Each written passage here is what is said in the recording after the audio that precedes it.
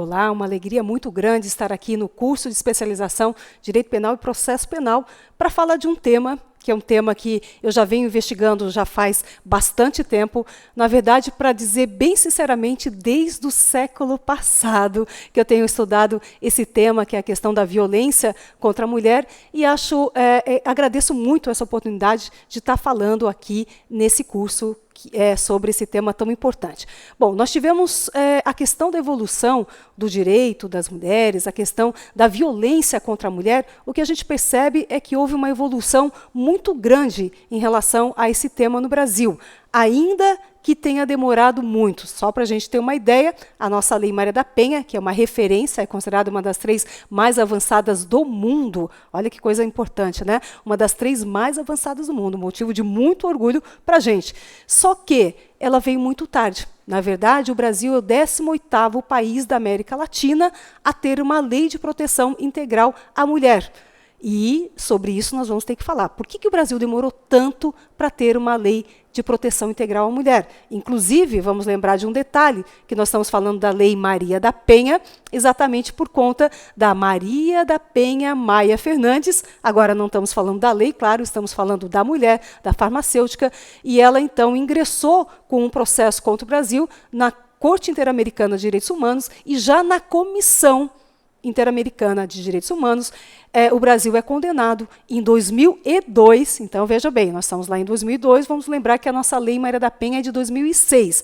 E em 2002, o que acontece? Brasil é condenado perante a Comissão Interamericana de Direitos Humanos, no caso da Maria da Penha Maia Fernandes, e dentre as várias condenações que o Brasil sofre, uma das condenações é exatamente elaborar uma lei de proteção integral a mulher no Brasil.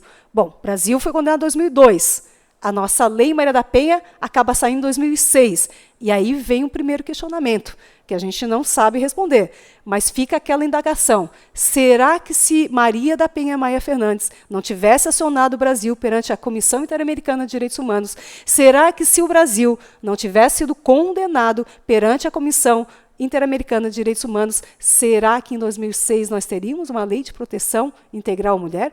Percebam, ainda que condenado, o Brasil levou 4 anos para ter a lei, ficamos nós pensando o que será que teria acontecido se o Brasil não tivesse sido condenado, né? Mas são indagações, a gente não sabe, não saberia responder, não dá para voltar no tempo e imaginar como seria. O fato é que a gente tem uma lei, e uma lei considerada uma das 3 mais avançadas do mundo. Só para ter ideia da importância desta lei, da Lei Maria da Penha, eu mesma, porque tenho estudado esse tema já há bastante tempo, já tive a oportunidade de, gratuitamente, né, com tudo pago, ir para a Argentina, ir para o Chile, ir para o México 3 vezes, estar em Portugal para falar da nossa Lei Maria da Penha. E cito um caso bem particular meu para entender a importância da nossa lei. Eu estava fazendo, então me programei para uma viagem de 10 dias em Portugal e tinha uma amiga minha aqui de São Paulo que estava fazendo um pós-doutorado dela na Universidade de Coimbra. E essa minha amiga, eu comuniquei para ela que eu estaria em Coimbra, passaria por Coimbra nesses meus 10 dias de férias, e aí o que ela me diz é o seguinte, ela me pergunta, olha, você gostaria, se fosse o caso, de dar uma palestra lá na Universidade de Coimbra sobre o tema da Lei Maria da Penha? E eu disse, puxa vida, claro que me interessa, até pago se for necessário para poder fazer, né, uma palestra na Universidade de Coimbra e colocar isso no meu currículo, né? Eu até brinquei com ela desse jeito. E aí ela foi distribuindo então o meu currículo para algumas pessoas que ela conhecia e no resultado final é que de 10 dias de férias, entre aspas, agora vocês já vão entender por quê, de 10 dias que eu teria para ficar de férias lá em Portugal, eu fiz exatamente 8 palestras entre Lisboa, Coimbra e Porto, né? Então, realmente, eu conto essa história para mostrar o quanto que a nossa lei ela é importante, o quanto que a nossa lei ela é referência, o quanto as pessoas querem conhecer a nossa lei e precisam conhecer a nossa lei e o quanto de coisas que nós fizemos aqui no Brasil que já foram replicadas em outros países. Então, realmente é um motivo de muito orgulho, mas a gente vai ver daqui a pouco que a realidade da violência contra a mulher no Brasil nada nos orgulha. Bem ao contrário, né? É um capítulo do nosso país extremamente dolorido, é um capítulo do nosso país que nos envergonha muito, é um capítulo do nosso país que a gente diz temos que fazer alguma coisa e é urgente, né? Esse é o tema que a gente vai mencionar daqui a pouco. Mas a gente começa, então, trabalhando algumas questões. E no primeiro momento eu queria fazer uma dinâmica, né?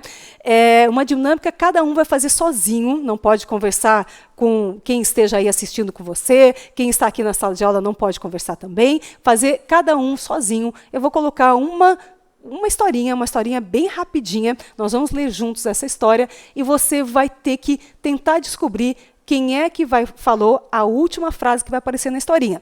E aí você tenta imaginar quem foi e logo a primeira pessoa que surgir na sua cabeça, você escreva num papel. Escreva num papel qualquer um. O pessoal aqui também já pode ir pegando um papelzinho, escrever num papel aí o que você imaginou que fosse essa pessoa que tivesse falado essa última frase. Tá bom? Todo mundo preparado? Quem está assistindo aí remotamente, dá um playzinho agora, pode ir lá pegar um papel e uma caneta se não tiver aí, depois prossegue aí nesse nosso vídeo, né? Então, a questão é uma historinha, é uma dinâmica que eu gosto de fazer, bem simplesinha, que vai dizer o seguinte, ó. Pai e filho sofrem um acidente terrível de carro. Alguém chama a ambulância, mas o pai não resiste e morre no local. O filho é socorrido e levado ao hospital às pressas. Ao chegar no hospital, a pessoa mais competente do centro cirúrgico vê o menino e diz: "Não posso operar este menino, ele é meu filho." Então, perceberam aí? Vou ler de novo. Pai e filho sofrem um acidente terrível de carro, alguém chama a ambulância, mas o pai não resiste e morre no local. O filho é socorrido e levado ao hospital às pressas. Ao chegar no hospital, a pessoa mais competente do centro cirúrgico vê o menino e diz: "Não posso operar este menino, ele é meu filho." E a dinâmica, ela se resume exatamente em você escrever no papel a primeira pessoa que veio na sua cabeça que teria dito essa frase. A ideia não é pensar muito, não. A ideia é logo imaginar quem é essa pessoa e, paf, coloca ali no papel o que está acontecendo. Bom, vou dizer para vocês, então, que essa é uma dinâmica, daqui a pouco a gente dá a resposta, né? É uma dinâmica que eu tive a oportunidade de fazer no ano de 2017, em que eu estive em 7 tribunais de justiça, fazendo cursos de capacitação para juízes e juízas que atuam diretamente na questão da violência contra a mulher, nos juizados de violência doméstica e familiar contra a mulher. Então, nós tínhamos juízes e juízas. E lá nessa dinâmica, fazia parte também da dinâmica, não só escrever no papel, como também eu pedia, mas você não precisa nem dobrar o papel, porque você traz esses papéis aqui, eu tinha uma mesa na minha frente, né? Você manda os papeizinhos aqui para frente e eu vou já ver a resposta aqui que vocês tenham colocado nesse papel. Então, não se preocupem em dobrar. Então, há 3 surpresas que apareciam em relação a esse tema. Primeira surpresa era a demora para escrever alguma coisa nesse papel. O pessoal olhava, pensava, via a questão de novo, que era projetada, né, num telão, e via a questão e não respondia aquele papel em branco. Isso já é um sinal, né? Segunda questão que também chamava atenção. A ideia era de não dobrar o papel, porque a gente já ia ver a resposta, mas confesso para vocês, digo para vocês que vinha papel muito dobrado, né? Dobrava 1, 2, 3, 4, tem até um número máximo, não sei se vocês sabem, que você consegue dobrar o papel, é 12 vezes. Ninguém conseguiu até hoje, mesmo papel muito grande, etc e tal, dobrar mais do que 12 vezes. Eu acho que eu vi papel ali dobrado umas 14, 15 vezes, eu acho que eu vi. Bom, mas aí, terceira surpresa é exatamente as respostas. Porque, puxa vida, vamos pensar na questão de novo. Se o pai e o filho sofrem um acidente terrível de carro, se o pai morreu no local do acidente e o filho é socorrido, e alguém chama aquela criança de meu filho e o pai está morto, quem é que sobrou? A mãe, né? Mas não era. Essa resposta não vinha em todos os papéis. Eu vou até dizer que realmente a maioria respondia como sendo a mãe, às vezes demorava muito tempo, né, para responder, mas acabava respondendo mãe. Só que não era a resposta de todo mundo. Nós víamos ali possibilidades que sim, que eram hipóteses que eram possíveis, como, por exemplo, o pai adotivo, sim, mas era uma hipótese lá depois que você pensasse a mãe, que você ia pensar num pai adotivo. Você tinha também relação homoafetiva? Tinha, sim. Podia ser uma relação homoafetiva? Podia. Mas lá depois de você pensar a mãe, que você podia elaborar um pouco mais essas questões. E o que a gente observa exatamente o fato de que aparecia, então, essas questões sem aparecer junto com a mãe. Bom, com isso, o que a gente conclui? A gente conclui que a dificuldade de pensar na mãe, que é a demora de escrever mãe no papelzinho, ou respostas diferentes daquela que seria mais lógica, ela só acontece exatamente porque nós estamos pegando essa mulher, colocando ela num local que a gente não está acostumado a pensar, que é o local público. Normalmente a gente tem essa mãe, né, colocada num lugar privado na casa. Segundo, a gente dá uma profissão para essa mulher, ela é médica, e a gente dá uma qualidade para ela, né, a pessoa mais competente do centro cirúrgico. E aí, com base em todas essas informações, a dificuldade de você pensar na mulher. Esse é o desafio, esse é o tema, essa é a ideia da dinâmica. Entender que, sim, podemos pensar na mulher nessas situações. E essa dificuldade de encontrar a mulher nessa situação é que vai gerar todo um caldo de cultura, que daqui a pouco a gente vai colocando mais ingredientes aí, né? Nós estamos num caldeirão aqui, nós vamos colocando ingredientes aí, mas o primeiro ingrediente que a gente está colocando é exatamente a questão cultural, a dificuldade do reconhecimento do papel da mulher na sociedade. E isso tem a ver com a violência contra a mulher, que a gente vai ver daqui a pouco. Muito bem, e aí a gente tem alguns dados que eu queria mostrar para vocês, que vão dar um panorama dessa questão toda, né? Então, começamos aqui, ó. Nós temos 41% é a quantidade de mulheres que têm medo de lutar pelos seus direitos, né? Depois nós temos aqui, depois eu ia até pedir para alguém que possa nos ajudar para tirar esse desenho que está aparecendo aí no começo. Isso, se conseguir tirar daí remotamente, ótimo, senão vou pedir para que venha aqui e me ajude, que eu não sei mexer nesse trem aqui, não. Depois nós temos 45%, mulheres que desistem de seus sonhos e aspirações. Olha só que coisa mais triste, né? Desistir de seus sonhos e aspirações. Depois nós temos 40%, meninas que, a partir de 6 anos de idade, se acham menos inteligentes que os meninos e desistem de fazer atividades. Esse é um dado que eu gosto sempre de dar uma paradinha. Então, eu vou dar uma paradinha aqui para mostrar exatamente isso. Como que uma menina com 6 anos de idade já está desistindo de atividades, já está se achando menos inteligente que os meninos. Quer dizer, esse é o momento que a gente tem que parar, porque a gente tem que entender que nós é que estamos levando essa menina para os lugares em que ela está sentindo que ela é diferente dos meninos. Nós é que estamos mostrando nessa microexistência, nessa microvida, nessa microhistória da menina, exatamente alguma coisa que ela está interpretando como sendo menos importante do que os meninos. E aí vem a grande questão. O que nós, sociedade, o que nós, família, o que os pais estão mostrando para essa menina, para ela fazer essa interpretação da questão do seu mundo, né? Então é importante esse momento para a gente fazer uma análise aí social. Muito bem, a gente prossegue aqui nos temas. 19%. Homens que acham que as mulheres são inferiores aos homens. Olha que dado mais estarrecedor, né? 19% acha que as mulheres são inferiores aos homens. E nós temos 14% mulheres que acham que os homens são mulheres que acham que as mulheres são inferiores aos homens. Então, viram aqui um raio-x? Como é que funciona essa questão do que é o papel da mulher, o que representa a mulher, o que significa essa ideia, né, de ser mais inteligente, de ser superior, de ser inferior. E quando a gente encontra uma sociedade em que a gente vai encontrar exatamente uma perspectiva como essa, em que você tem 20% dos homens entendendo que as mulheres são inferiores, não é que os papéis que são dados às mulheres, a forma como a sociedade trata as mulheres, não, entendendo que subjetivamente a mulher é inferior aos homens. E o percentual das próprias mulheres que têm esse tipo de entendimento, né? Por que eu estou colocando todos esses dados sociais? Porque se a gente compreender exatamente como que está a nossa sociedade, nós não conseguimos fazer uma mudança. E a gente não consegue entender o porquê que a Lei Maria da Penha efetivamente não consegue resolver o problema da violência. Não é uma lei sozinha. Nós estamos aqui colocando, né, eu estou colocando mais ingredientes nesse caldeirão aqui que a gente está fervilhando, mas para mostrar exatamente a questão cultural. Então, a gente tem uma lei de primeira grandeza, considerada uma das 3 mais avançadas do mundo, mas a gente tem uma cultura, uma sociedade que não está de acordo com a própria lei, né? E, aliás, isso é um problema, porque nós vamos encontrar, e daqui a pouco eu vou falar sobre isso, dentro da nossa sociedade, inclusive dentro do sistema de justiça, pessoas que são contrárias ainda à Lei Maria da Penha. E olha que a Lei Maria da Penha já está desde 2006 aí na estrada, né? E nós ainda encontramos resistência à aplicação da Lei Maria da Penha.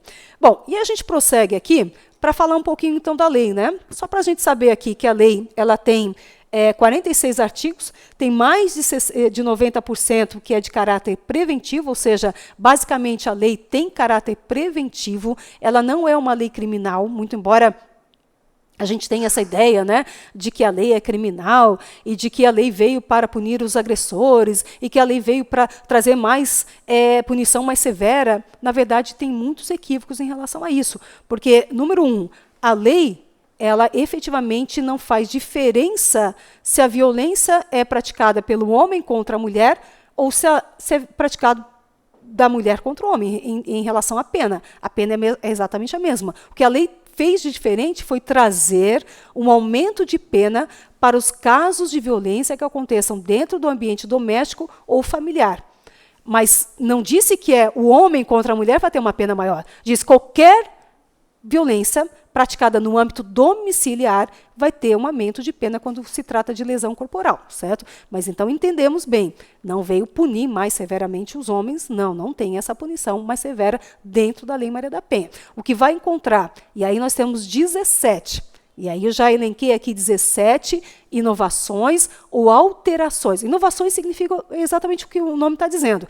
Não existia no mundo jurídico e aparece com a Lei Maria da Penha. Então, é uma inovação, algo que não existia antes e a Lei Maria da Penha cria. E nós temos outras situações de alterações, ou seja, existia de uma forma antes da Lei Maria da Penha e a partir da Lei Maria da Penha vai acontecer de outra forma, certo? Então tem 17 alterações ou inovações. E todas essas 17 alterações ou inovações, todas são na linha de proteção maior à mulher. Não é de punição maior ao homem autor de agressão, e sim de proteção maior à vítima, à mulher vítima de violência doméstica ou familiar, certo? Então, nós temos essa questão importante para a gente analisar. E aí vem esse dado que eu queria mostrar para vocês, como que está hoje, né, essa situação. Eu ia pedir de novo para o pessoal da técnica, quem pudesse me ajudar a tirar esse elemento aqui que está aparecendo, né? Será que eu vou tentar aqui, gente, se eu errar, vocês me desculpem. Não.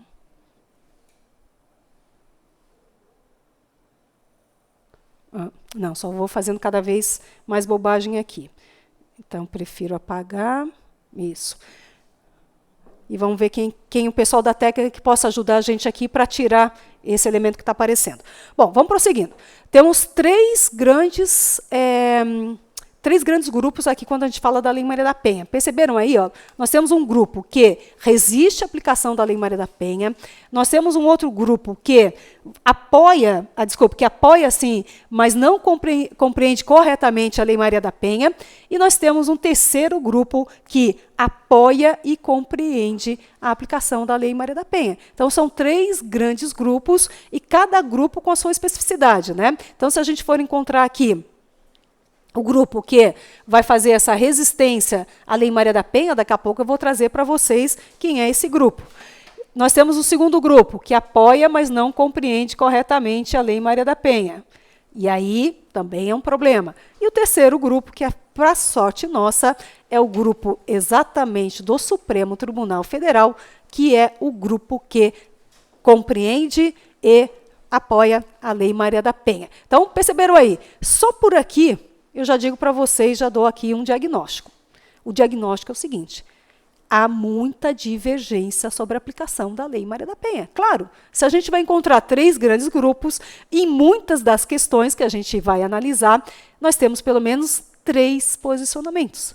Nós chegamos a ter situações em que a gente tem 7 posicionamentos sobre o mesmo tema. Então, você faz uma pergunta, aí você vai puxando lá, posição 1, posição 2, 3, 4, 5, 6, chega até 7 posicionamentos de um tema, por exemplo, que é um tema bem tranquilinho, bem simplesinho, um tema do dia a dia. Tema do dia a dia. Qual é o recurso a ser utilizado no caso de decretação de medida protetiva de urgência? Recurso a ser utilizado No caso de decretação de medida protetiva de urgência, qual é o recurso? Então, na verdade, nós temos 7 posicionamentos sobre esse tema e a gente vai ver isso daqui a pouco. Muito bem, então aqui que a gente vai compreendendo aqui, né? Vou dar um exemplo para vocês, exatamente de uma situação em que nós temos a possibilidade, né, vou colocar aqui, a possibilidade de aplicação da lei. Agora temos mais um probleminha que ele deu uma travada e eu não sei usar esse bichinho aqui, ó. Vamos ver se eu consigo para cá. Consegui. Muito bem. Então, nós temos aqui, essa é uma decisão lá de Goiás, do ano passado, e nessa decisão de Goiás do ano passado, que ele não está indo direto por aqui, ó, tá? Eu consegui mudar só aqui na telinha mesmo, mas aqui no teclado não está mudando. E aí, essa decisão aqui, que é uma decisão lá de Goiás, o que aconteceu? Olha o que o juiz disse na decretação de uma medida protetiva. Vou ver se consegue aqui. Ele deu uma travada. Agora foi. Bem, valeu. Então, nós temos aqui, olha o que o juiz disse. O juiz de Goiás nega pedido de medida protetiva, alegando que as mulheres devem se respeitar e bater com força. Dá para entender um negócio desse? Aí lá, entre aspas, se a representante quer mesmo se valorizar, se respeitar, se proteger, então bata firme, bata com força, vá às últimas consequências, e então veremos o quanto o couro grosso do metido a valente suporta. Quer dizer, olha que coisa mais absurda a gente ter exatamente uma decisão que está se posicionando sobre a decretação ou não decretação de uma medida protetiva de urgência e o juiz fala isso. E vamos pensar um pouquinho, o que significa vá às últimas consequências? Quer dizer, pode matar para se defender? Nós estamos falando aqui da legítima defesa, e cadê aqueles elementos da legítima defesa? De forma moderada, né? Cadê a moderação? Os meios necessários, de forma moderada, aquela coisa toda. E ninguém falou aqui que estava em legítima defesa, nem necessariamente está se falando aqui em legítima defesa. Ela está pedindo uma medida protetiva de urgência, que pode acontecer, ela pode estar pedindo uma semana depois que o fato aconteceu, está legítimo na parte dela, quer dizer, não tem nem legítima defesa estaria acontecendo aqui. Então, o que eu sustento aqui? Exatamente, essa é um dos exemplos, não é o único, para mostrar o quanto, e essa é uma decisão de 2018, certo? 2018, mas para mostrar o quanto que, de fato, a gente ainda tem resistência à aplicação da Lei Maria da Penha. Podia trazer outros casos, mas esse aqui é bem sintomático, eu acho que já é o suficiente para entender que a situação realmente não é fácil, né? Bom, aí a gente vai encontrar agora a resistência também, eu não diria resistência. Agora, o grupo que a gente vai analisar é um grupo que é simpático à Lei Maria da Penha, mas ainda não entendeu direito a aplicação da lei. E, para isso, eu vou fazer um exercício aqui com vocês. Então, vamos lá, todos juntos aqui, ó. Temos a súmula 217, de 2017 do STJ. Então, a gente está dentro do STJ. E o STJ emitiu 2 súmulas, a 588 e a 589. Sem entrar nos detalhes. Então, a gente não vai entrar nos detalhes do conteúdo da súmula. Nós vamos falar da forma da súmula, certo? Forma da súmula. Não se preocupe com o conteúdo, mas se tem alguma coisa aqui na forma da súmula. E a gente vai encontrar exatamente isso, né? O que nós temos aqui, ó? A súmula 588, a prática de crime ou contravenção penal contra a mulher com violência ou grave ameaça no ambiente doméstico impossibilita a substituição de pena privativa de liberdade por restritiva de direitos. E aí a súmula 589, é inaplicável o princípio da insignificância nos crimes ou contravenções penais praticados contra a mulher no âmbito das relações domésticas. Qual é o problema? Vocês já viram que tem alguma parte aí que tá sublinhada, né? E por que tem uma parte sublinhada? Exatamente porque quando a gente vai fazer o checklist para analisar o que deve entrar na Lei Maria da Penha e o que não deve entrar, e aí nós temos que fazer uma referência importante para entender o seguinte, a Lei Maria da Penha, ela não vai dizer, em nenhum momento ela vai dizer, que em todo caso que exista uma violência de um homem contra a mulher, aplica-se a Lei Maria da Penha. Não, ela tem os requisitos. Vamos ver quais são os requisitos da lei? Está aqui, ó. Primeiro requisito, a violência tem que ser contra a mulher. Ok, então aqui nós vamos tanto na súmula 588 quanto a súmula 589 faz referência à mulher. Depois, tem que ser uma violência doméstica, familiar ou relação íntima de afeto. E aqui a gente já tem um problema. E o problema é exatamente que tanto a súmula 588 quanto a súmula 589 fez referência apenas à violência doméstica. Vamos conferir? Confira aí, ó. Somente a violência no ambiente doméstico, somente no ambiente das relações domésticas. Observando, então, como vocês estão vendo aí, que faltou falar da violência doméstica, desculpe, faltou falar da violência familiar e faltou falar da relação íntima de afeto. E tem mais uma coisa que ficou faltando aqui na súmula do STJ. Faltou dizer que a violência tem que ser baseada no gênero, e aí a gente completa os 3 requisitos de aplicação da Lei Maria da Penha. Então, quando que eu vou aplicar a Lei Maria da Penha? 1. Violência contra a mulher. Agora, parênteses bem grandão aqui, que a gente só vai abrir e fechar, não vamos discutir. O que significa a palavra mulher para a Lei Maria da Penha? Não é o sentido biológico, certo? Isso eu já posso adiantar para vocês. Então, a mulher aqui tem um sentido diferente do sentido biológico. É outro sentido que a lei vai dar à palavra mulher. Fechamos parênteses, porque depois a gente prossegue nessa questão. Requisito número 2. 3 contextos da violência. A violência pode ser doméstica, familiar ou relação íntima de afeto. E tanto a súmula 588 quanto a súmula 589 trabalhou apenas com a violência doméstica. E aí vem um questionamento. E se essa violência for numa relação íntima de afeto? A gente aplica as súmulas ou não aplicamos as súmulas? E se essa violência foi no âmbito familiar? Aplicamos a súmula ou não aplicamos a súmula? Ou seja, uma súmula que vem exatamente para resolver um problema, que vem exatamente para ajudar uma interpretação, está nos dificultando na medida em que o STJ não contemplou todas as situações. Mais do que isso, faltou falar o 3º requisito. O 3º requisito, essa violência tem que ser baseada no gênero, que é um tema que a gente também vai abordar. O que significa, afinal de contas, uma violência baseada no gênero?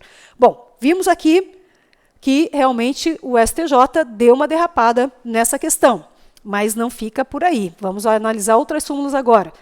Lá de 2015. Súmula 536. A suspensão condicional do processo e a transação penal não se aplicam na hipótese de delitos sujeitos ao rito da Lei Maria da Penha. E aí vocês viram que o rito está escrito em azulzinho, exatamente porque é isso que eu queria começar chamando a atenção. Chamando a atenção do fato de que a Lei Maria da Penha ela não tem absolutamente nenhum rito. O rito é exatamente aquele. Se nós estamos diante de um crime de detenção, o rito é do crime de detenção. Se estamos diante de um crime de reclusão, o rito é do crime de reclusão. Se estamos diante de um crime de competência do tribunal do júri, o rito é aquele de competência do tribunal do júri. Ou seja, a Lei Maria da Penha não traz nenhum rito. E olha aqui, comida de bola de novo, né? De novo, não entendeu exatamente o que é a Lei Maria da Penha. E falou rito da Lei Maria da Penha. Bom, vamos criticar mais, fazer mais uma crítica aqui. E agora é na súmula 542. Que vai dizer que a ação penal relativa ao crime de lesão corporal resultante de violência doméstica contra a mulher é pública e incondicionada. E aqui a mesma crítica que a gente fez anteriormente, né? Ou seja, esqueceu do checklist. Nós tínhamos que ter a violência doméstica, a violência familiar, relação íntima de afeto. Contra a mulher, ok. Faltou também a violência baseada no gênero. Então, não é qualquer violência contra uma mulher, mesmo que praticada por um homem, que vai ser objeto de aplicação da Lei Maria da Penha. Aliás, vou fazer um parênteses aqui pequeno para dizer para vocês que das poucas críticas que a nossa Lei Maria da Penha sofre no exterior, uma das críticas é exatamente o fato de ela ter sido muito restrita, significando dizer que não é qualquer violência que vai ser objeto da Lei Maria da Penha. Essa violência, então, tem que ser uma violência baseada no gênero, mas não é qualquer violência baseada no gênero que vai ser objeto da Lei Maria da Penha. Vou citar aqui 2 exemplos. Uma violência baseada no gênero, praticada dentro do ambiente de trabalho. Aplica a Lei Maria da Penha? Não aplica a Lei Maria da Penha, a não ser, claro, que a gente tem uma relação íntima de afeto ou uma relação familiar ali naquele caso, né? Mas se for 2 pessoas que trabalham juntas, né, e que não tem relação íntima nenhuma, nem familiar, nem doméstica, e acontece uma violência de gênero, e acontece violência de gênero no trabalho, acontece muito, certo? Não aplica a Lei Maria da Penha.